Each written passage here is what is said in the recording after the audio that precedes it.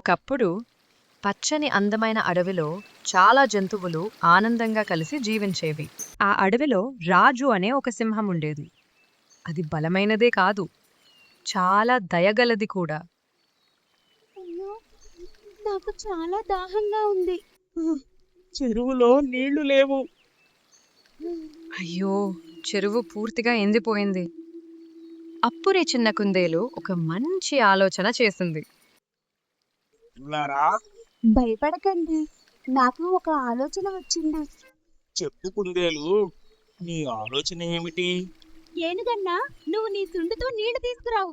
కోతి, నువ్వు కొబ్బరికాయలు తీసుకురా. చిలుక, నువ్వు మాకు దారి చూపించు. నేను చేస్తాను. నేను కూడా సహాయం చేస్తాను. ఈ వైపు రండి. ఈ వైపు. బాగా చెప్పారు. అందరం కలిసి పనిచేద్దాం. అన్ని జంతువులు కలిసి సంతోషంగా పనిచేశాయి. నీళ్ళొచ్చాయి. నేను కూడా సహాయం చేస్తున్నాను. చాలా బాగా చేస్తున్నారు. మీ అందరిపై నాకు గర్వంగా ఉంది.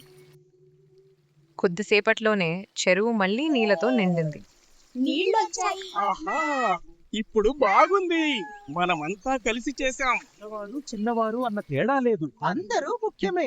కలిసి పని చేస్తే ఏ సమస్య అయినా పరిష్కారం అవుతుంది. కలిసి కట్టే మన బలం.